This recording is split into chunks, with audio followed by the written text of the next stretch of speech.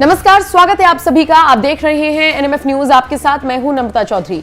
उत्तर प्रदेश की योगी आदित्यनाथ की सरकार के आदेश के बाद पुलिस अपना काम बखूबी कर रही है और अपराधियों के खिलाफ लगातार ऐसे एक्शंस लिए जा रहे हैं कि या तो अपराधी गले में तख्ती डालकर पहुंच जाते हैं कि जी हमें माफ कर दीजिए, या फिर अपराध की दुनिया को बाय बाय कहते हुए उत्तर प्रदेश से ही रफू चक्कर हो रही है। इतना ही नहीं, एनकाउंटर पॉलिसी इस तरीके से काम कर रही है कि अगर बाहर से आकर कोई बदमाश ये सोचता है कि यूपी में छुप जाएगा तो वो उसकी सबसे बड़ी गलतफहमी साबित होती है।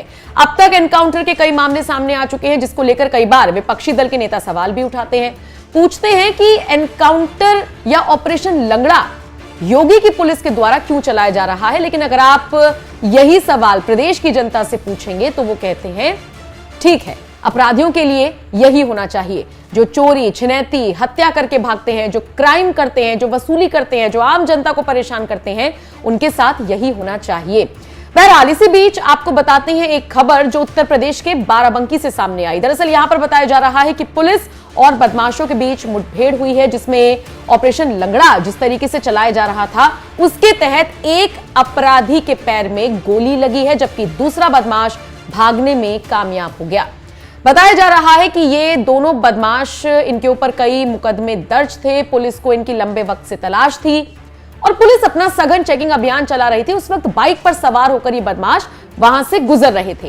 पुलिस ने इन्हें रुकने का इशारा किया तो उन्होंने अपनी बाइक की रेस आगे बढ़ा दी। निश्चित तौर पर पुलिस को शक हुआ, इनकी बाइक के पीछे पुलिस ने अपनी गाड़ी दौड़ाई और उसके बाद जब इनको पकड़ने की कोशिश की गई तो इन्होंने पुलिस पर ही हमला कर दिया। काफी देर तक ये मुठभेड़ चली और सूत्रों के मुताबिक माने तो चूंकि पुलिस पर फायरिंग की गई तो पुलिस को जवाब देना पड़ा और इसी ऑपरेशन लंगड़ा के तहत यह एक्शन हो गया कि इनमें से एक बदमाश के पैर में गोली लग गई। वो घायल हो गया, उसको फिर जिला अस्पताल में भर्ती कराया गया इलाज के लिए, उसके बाद उसको गिरफ्तार कर लिया गया, जबकि दूसरा बदमाश यहां से भागने में कामयाब हो गया।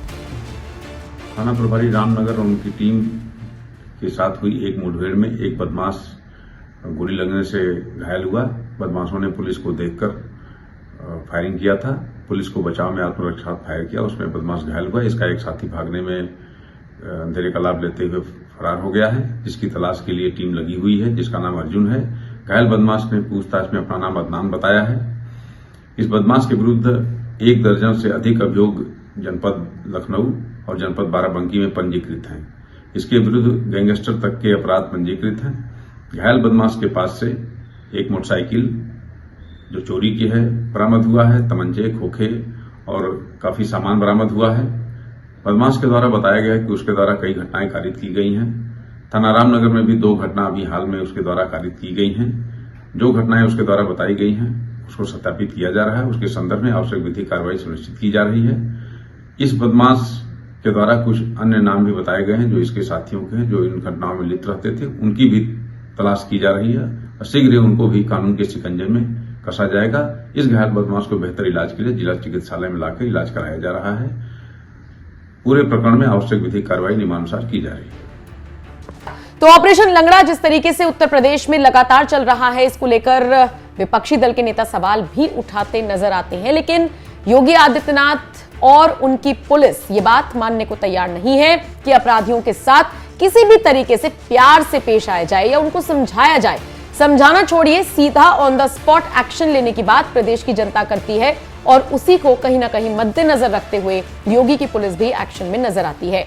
आपको बताते चले 2017 से लेकर अब तक कई एनकाउंटर्स हो चुके हैं। हालांकि इसे भी कई बार मुद्दा बनाया जाता है कि धर्म देखकर एनकाउंटर होता है। अगर आप आंकड़ा उठाकर देखेंगे तो ऐसा कुछ नहीं है, बल्कि आप पाएंगे कि अपराधी का कोई धर्म नहीं होता, उसका सबसे बड़ा गुनाह होता है कि उसने अपराध कर रखा है और उसी आधार पर उसके खिलाफ चाहे बुलडोजर की कार्रवाई होती है या फिर एनकाउंटर की कार्रवाई होती है। इस पर कई स्पेशल रिपोर्ट्स एनएमएफ न्यूज ने आपको दिखाई हैं, आप वहां पर जाकर भी देख सकते हैं। लेकिन फिलहाल बाराबंकी से जिस तरीके की खबर सामने आई उसको लेकर आप क्या राय रखते हैं, कमेंट सेक्शन में अपनी राय हमें जरूर